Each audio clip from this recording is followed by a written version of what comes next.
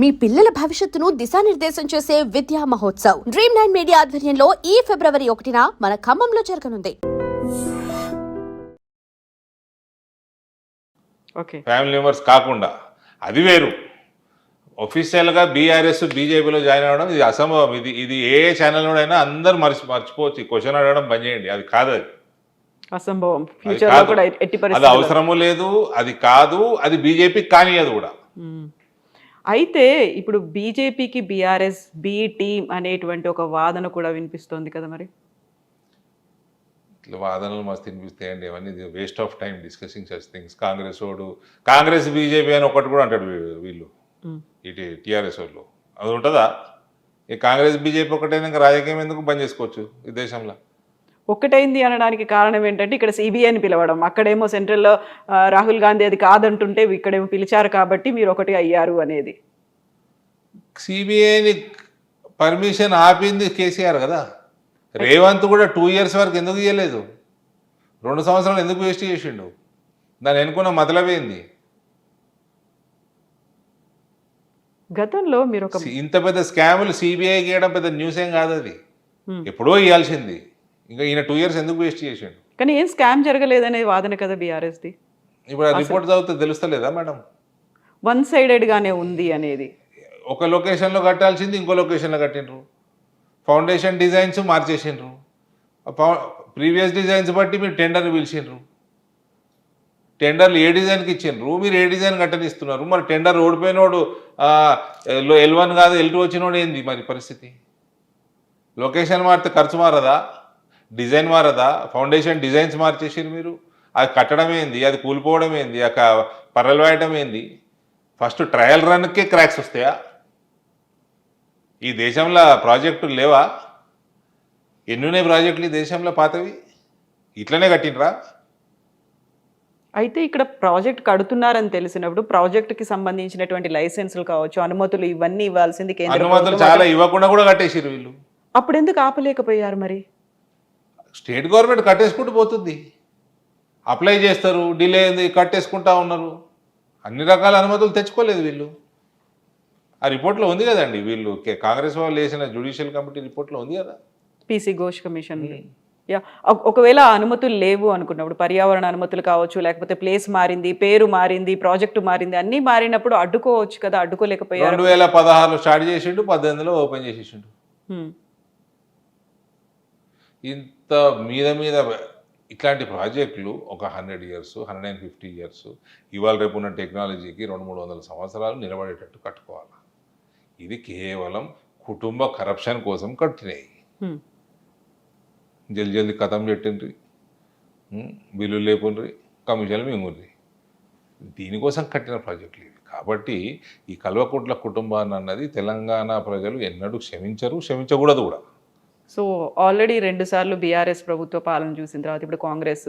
Next మీరు ఒక మాట ఉన్నారు ఈ మధ్యకాలంలో, మేము ప్రభుత్వంలోకి వస్తాం, దానికి సహకరించేది రేవంత్ రెడ్డి అనేది.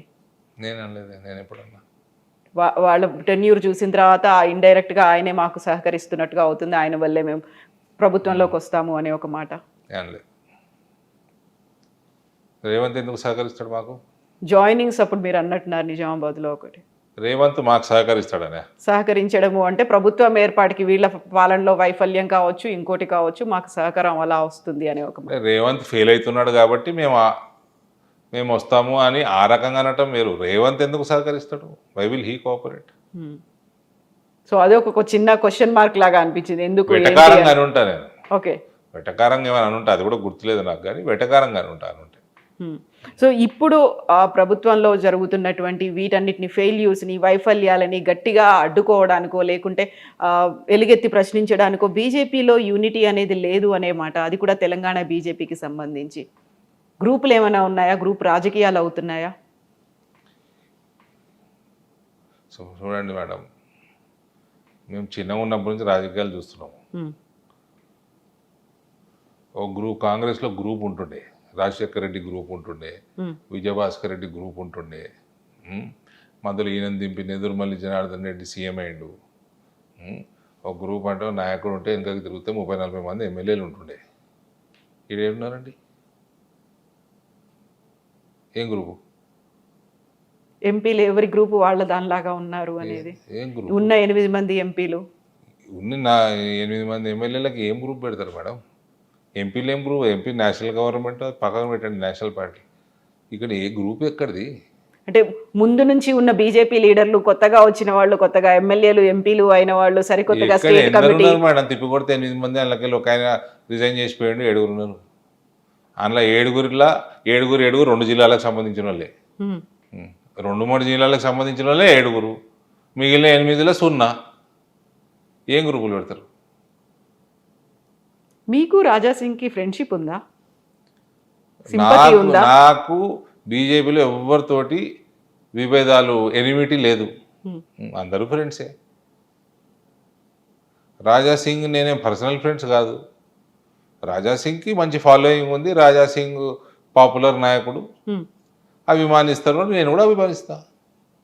కాకపోతే ఆయన మళ్ళీ బీజేపీలోకి వస్తాడు, రావాలి అన్నట్టుగా మీరు మాట్లాడడం, ఆయనకి బ్యాక్ సపోర్ట్ లాగా ఆయన రిజైన్ చేసిపోయిండండి. అవును, ఆయన రావాలనుకుంటే దానికి ఒక ప్రొసీజర్ ఉంటుంది, అడాప్ట్ చేసుకోవాలి. ఆయన వస్తే బాగుంటుంది అనే ఒక ఆలోచన కూడా ఎవరు ఉందా వచ్చినా మీకు? బాగానే ఉంటుందండి. ఉమ్. ఎవరైనా పార్టీ జాయిన్ అయితే మంచిదే కదా. కాకపోతే ఉన్నప్పుడు ఆయన లేవనెత్తినటువంటి కొన్ని ప్రశ్నలు ఉన్నాయి కదా, ఎవరైతే సంస్థాగతంగా కింది స్థాయి నుంచి ఉన్నారో కార్యకర్తల్ని బీజేపీ పట్టించుకోలేదు, అందువల్ల ఇన్ని రకాల గ్రూపులు వచ్చాయి అనే మాట. మళ్ళా మేడం, ఆయన అన్న మాట నేను చెప్తున్నాను, రాజాసింగ్ అన్న మాట. అన్నాడు ఆయన కాన్స్టిట్యున్సీలో నేను కూడా చూసిన, ఆయన కాన్స్టిట్యున్సీలో నుంచి రిప్రజెంటేషన్ సరిగ్గా లేదు. నా కాన్స్టిట్యున్సీ కూడా లేదు. నా దగ్గర వచ్చిన ఓట్లకి, నా దగ్గర వచ్చిన సీట్లకి తగినట్టు రిప్రజెంటేషన్ లేదు స్టేట్ కమిటీలో. నేను కూడా చెప్తున్నా.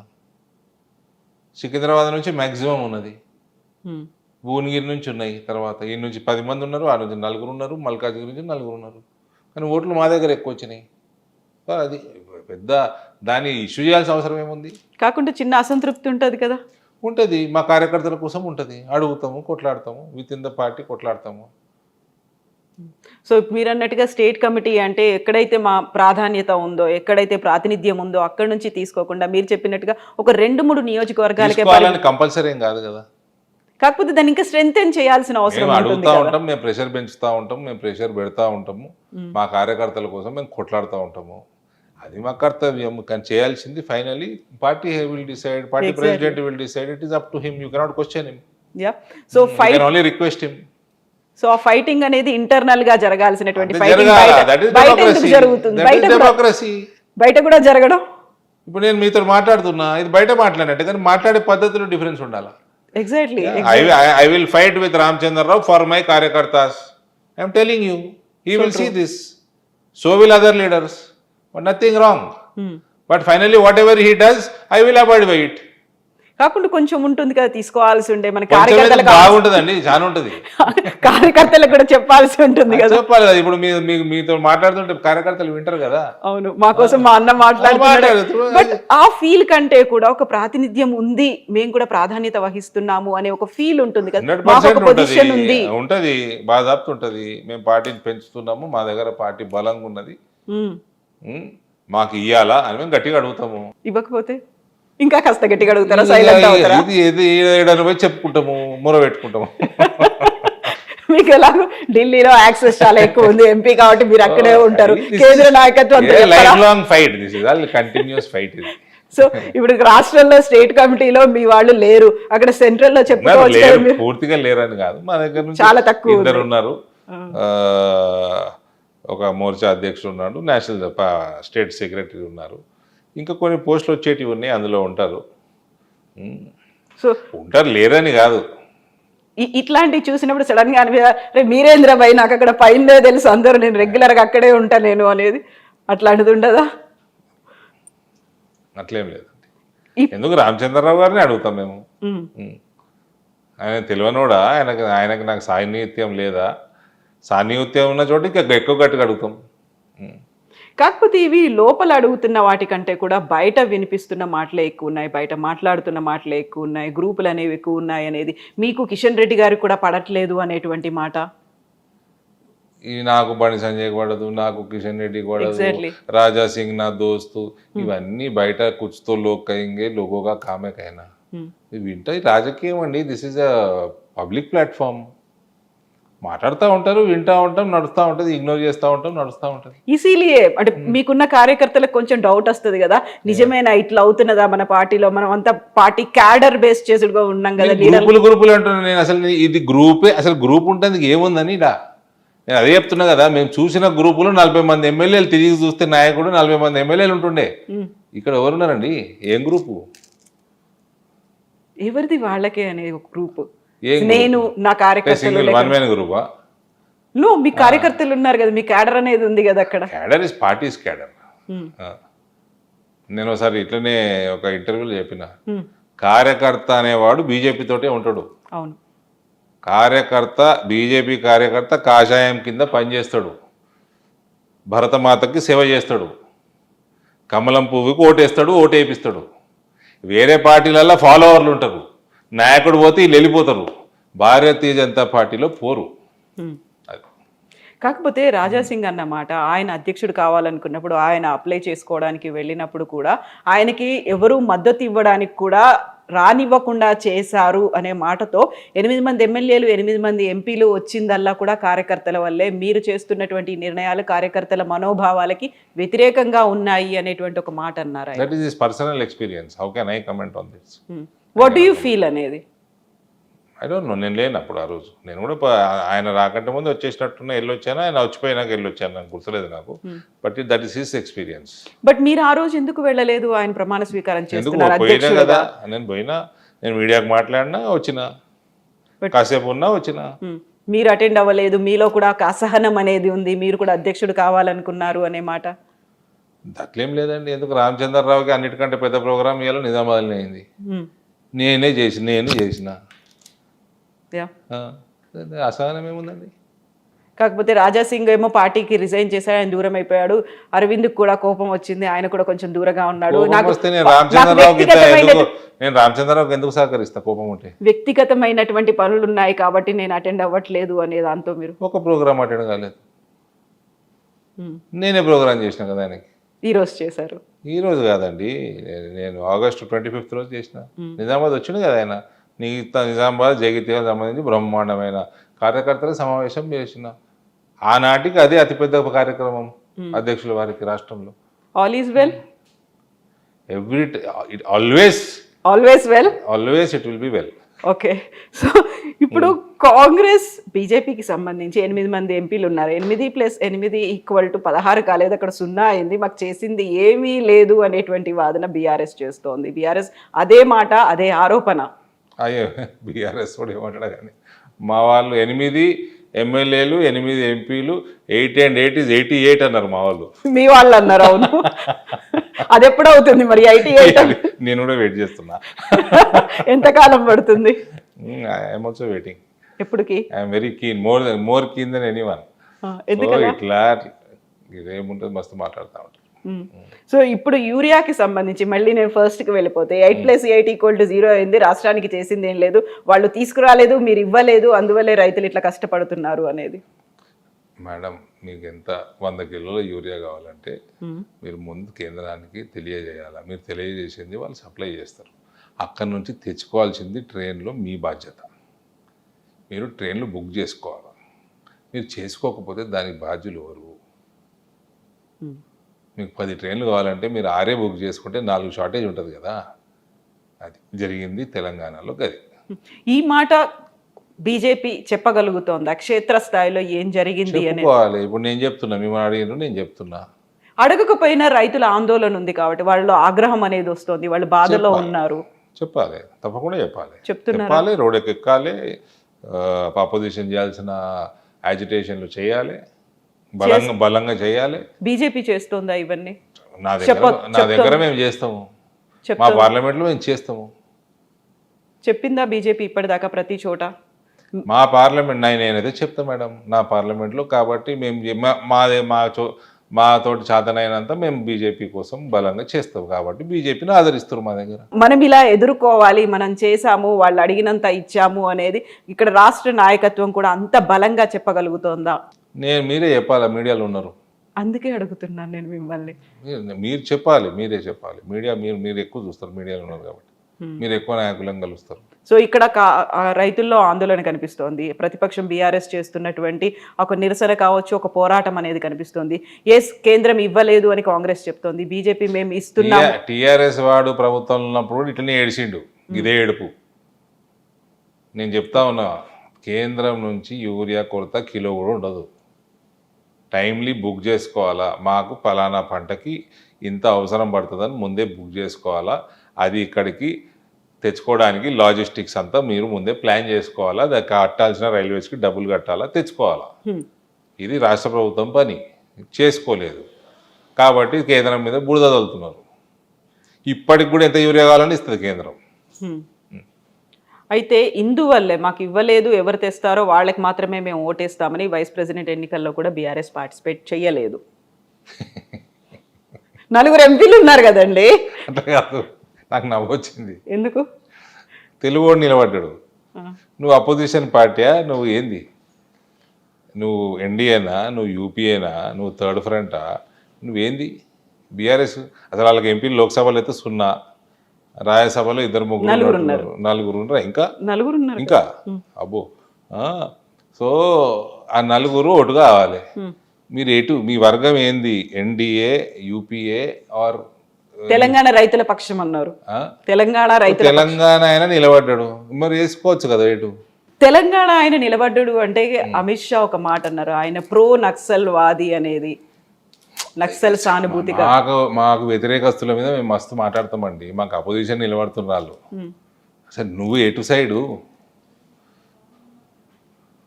What do you feel? మన అమిత్ షా చెప్పినటువంటి మాటలు అది నిజమే అంటారా? ప్రో నక్సల్ వాదో లేకపోతే ఆయన Naxal? I don't know. Sudarshan Reddy గారు ప్రీవియస్ బ్యాక్గ్రౌండ్ నాకు తెలియదండి. ఓకే, నేను ఎన్డీఏ, నేను బీజేపీ, మా క్యాండిడేట్ మేము ఓటేసుకొని వచ్చినాము, గెలిపించుకున్నారు. మంచి అతను, మా భావాజాలాలు ఉన్న అతను, గెలిపించుకున్నాము, వచ్చినాము. సుదర్శన్ రెడ్డి గారు ఇక్కడ judge, supreme court judge, respectable figure అన్నట్టు మాకు ఐడియా ఉంది. ఆయన చిన్నతనము, ఆయన ఐడియాలజీ ఏందో అంత డీటెయిల్గా మేము పోలేదు. మీరు పోలేదా? బీజేపీ నేనైతే పోలేదు, మీరు పర్సనల్ గా పోలేదు. అయితే అదే సుదర్శన్ రెడ్డికి తెలంగాణ జాగృతి తరఫున మేము మద్దతు ఇస్తున్నాము అనే మాట కవిత నైతిక మద్దతు తెలుగు వాళ్ళు అన్నారు కాబట్టి కరెక్ట్. అది సరిపోదా? లిక్కర్ స్కాములు చేసిన వాళ్ళే నైతిక మద్దతు ఇవ్వాలి. ఆ స్కామ్ అంతా మీరు చేసిందే, మీరు కావాలని పెట్టించిందే. తాగినామా? మేము కొనుక్కొని తాగినామా అంతగానం లిక్కర్?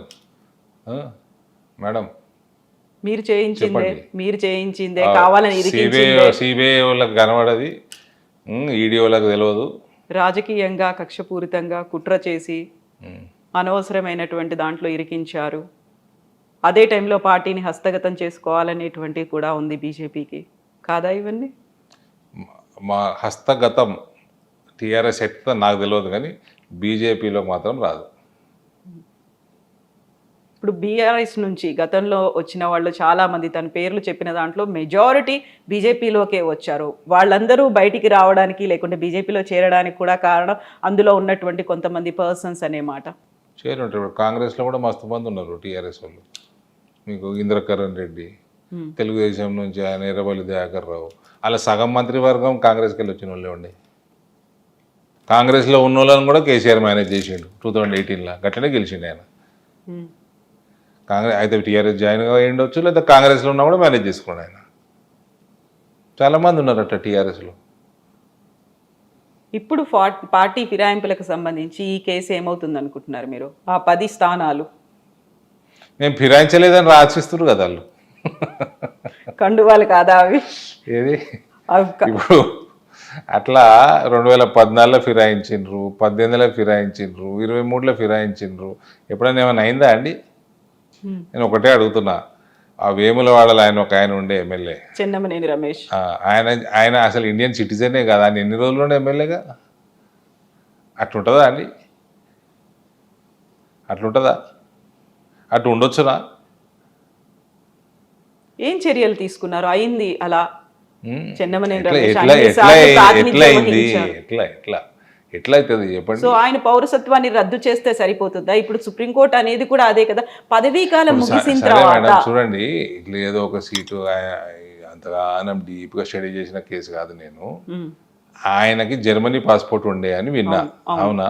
అంటే జర్మన్ సిటిజన్, ఎందుకు కంటిన్యూ కానీ ఇచ్చారు మరి? Who is responsible? కోర్టుల కేసు ఉండేనా?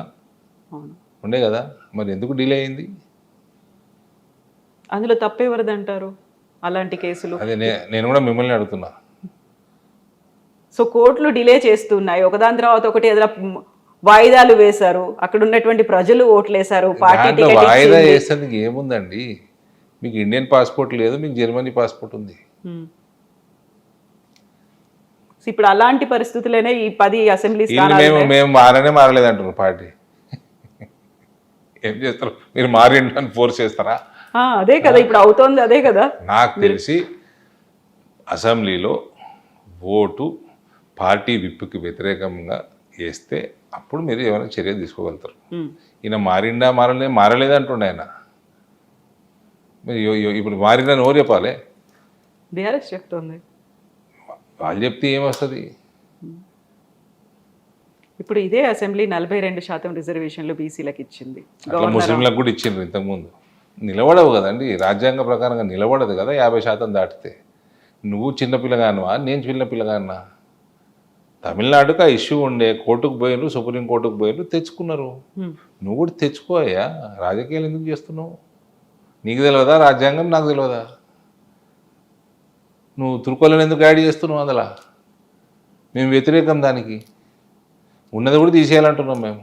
దేనికి వ్యతిరేకం మీరు? మేము రిలీజియస్ రిజర్వేషన్కి వ్యతిరేకం, కాన్స్టిట్యూషన్ కూడా వ్యతిరేకమే. నువ్వు వాళ్ళ అట్లా వ్యతిరేకం అని తీసుకొచ్చి ఉన్న వాళ్ళందరూ బీసీలకు ఇచ్చినట్టు ఇచ్చి మొత్తం తుర్కోళ్ళకి ఇస్తా అంటే మేము ఎందుకు ఒప్పుకుంటామండి? ఏమవుతుంది ఇప్పుడు ఈ 42% రిజర్వేషన్? అది నిలబడదు కదా, 50% దాటకూడదు కదా. ఏదో పరిగిమాలిన రాజకీయం కోసం ప్రజలకు తెలియదా అండి ఇవన్నీ? ఒక్క సీట్ రాదు కాంగ్రెస్కి. రేపు ఎలక్షన్లు పెట్టుకోవాలంటే నా జాలు ఒక సీట్ రాదు నా జిల్లాలో. కాకపోతే ఇది సాధించిన తర్వాత మాత్రమే మేము స్థానిక సంస్థల ఎన్నికలకు వెళ్తామంటున్నారు కదా వాళ్ళు. ఇది అయిన తర్వాత మాత్రమే అంటే ఆయన వెళ్ళే షోకు లేదన్నట్టు, కావాయి వెళ్ళే ధైర్యం లేదన్నట్టు లెక్క. ఎన్నికలు ఇప్పుడు జరగదు, ఏదో సాకు చూపిస్తున్నాడు, ఇది రిజర్వేషన్ సాకు చూపిస్తున్నాడు. ఇట్లా మా డాడీకి పీసీసీ ప్రెసిడెంట్ ఉన్నప్పుడు ఈసారి 50% ఇస్తాం బీసీలకు అంటుండే. ఎక్కడ ఇస్తారండి? ఇయ్యలేదు. నేను మా నాయననే అంటున్నా కదా, ఇయ్యలేకపోయినరు, వివిధ కారణాల వల్ల ఇయ్యలేకపోయినరు. కానీ ఆయన గెలిచిండు ఎలక్షన్లు. ఆయన 2 సార్లు ఉన్నాడు, 2 సార్లు గెలిపించిండు పార్టీని.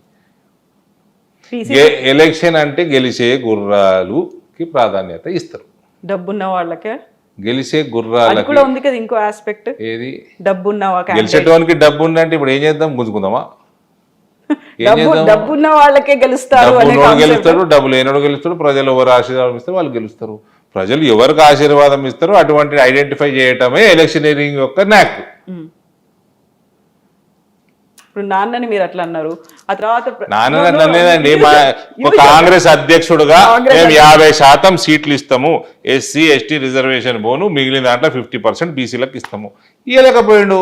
40% కాడ ఆగింది, 38 కాడ ఆగింది, 42 కాడ ఆగింది. అట్లా డాడీ ఒక పిసిసి అధ్యక్షుడు అయ్యారు, ఎప్పుడు సీఎం అవ్వాలని అనుకోలేదా? జరగలేదు ఎందుకని? ఆయన నా జీవిత కోరిక పిసిసి నా పార్టీకి అధ్యక్షుడు కావాలని ఉండే అని అన్నట్టు నాకు గుర్తు. సీఎం ఎప్పుడు అన్నట్టు నాకు గుర్తులేదు. ఇంటర్వ్యూలలో అన్నాడు ఆయన.